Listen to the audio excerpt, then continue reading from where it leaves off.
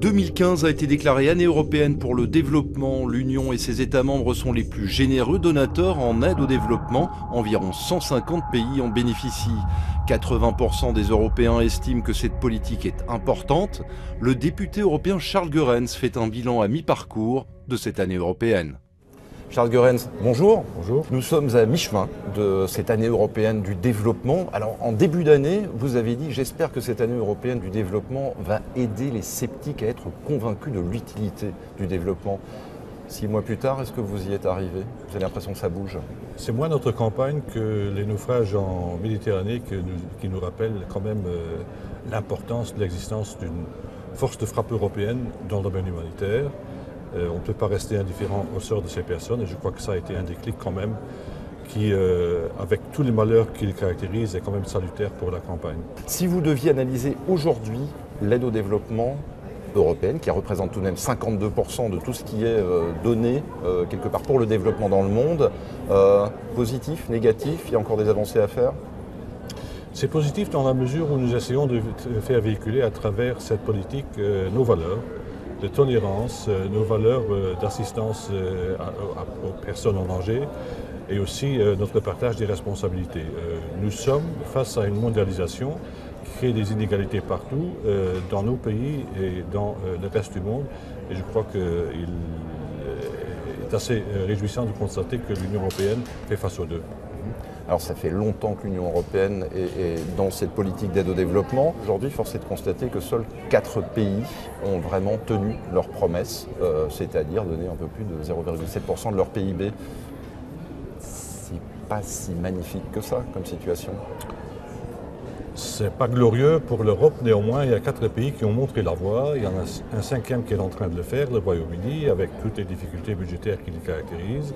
Et un 6e pays qui pourrait faire mieux, l'Allemagne. La Grèce a des circonstances atténuantes, l'Espagne, le Portugal, l'Irlande aussi. Néanmoins, ça progresse. Alors en 2002, on lance les grandes phrases de l'objectif du millénaire également. Est-ce qu'on y est arrivé pour finir de combattre la pauvreté et la faim dans le monde en commun? On n'y est pas arrivé suffisamment parce que premièrement, réduire de moitié la pauvreté, ce n'est pas un objectif acceptable. Il faut éliminer la pauvreté. Deuxièmement, s'agissant de la pauvreté, il faut que tout le monde soit responsabilisé. Vous qui avez la clé des budgets, le contrôle sur ces budgets, est-ce que vous sentez une réelle fatigue dans certains États membres au sujet du développement, de dire écoutez, c'est tout simplement la crise, nous n'avons plus la possibilité aujourd'hui de parler comme nous l'avons fait il y a 10 ans? On sent une réelle fatigue au niveau de certains États membres pour ce qui est de la poursuite de l'intégration européenne. La politique de développement est en fait peu contestée. Au contraire, l'idée fait son chemin selon laquelle les pays qui font le plus pour la solidarité extérieure ont aussi le moins de problèmes au niveau de leur propre solidarité à l'intérieur de leurs frontières. Début janvier, on lance cette année européenne du développement sans penser nécessairement au terrorisme. On a l'impression qu'au fur et à mesure des mois qui ont passé, le terrorisme s'est invité dans cette année européenne du développement. Est-ce que c'est également votre avis et comment vous analysez cette situation? Quel a été l'impact? On a toujours tendance à considérer un peu le développement comme une politique destinée aux belles âmes. En fait, lorsqu'on adresse les problèmes de pauvreté dans les pays, on s'aperçoit qu'elle est étroitement corrélée avec les problèmes de sécurité. Il n'y a pas de développement sans sécurité, il n'y a pas de sécurité sans développement. Donc il faut briser le cercle vicieux. Il va falloir repenser certaines stratégies, il va falloir repenser le déploiement de certains moyens.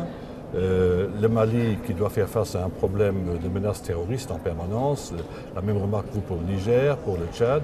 Alors on en parle de l'Europe elle-même, nous sommes ici au Parlement européen. Toutes ces institutions travaillent ensemble pour un seul projet, certes, mais le Parlement européen dans tout ça, qu'est-ce qu'il fait? Le Parlement européen a un triple rôle, un rôle de contrôleur de l'exécutif, un rôle d'impulsion politique et aussi un rôle éminemment politique en matière de vote, de mise à disposition des crédits budgétaires.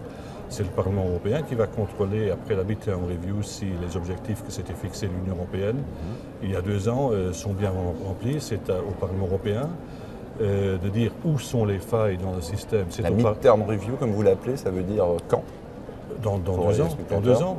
Il va falloir l'avancer parce que la multiplication des crises dans le domaine humanitaire nous montre quand même les limites certaines du budget de l'assistance humanitaire d'urgence, on n'a jamais eu autant de crises en même temps que maintenant.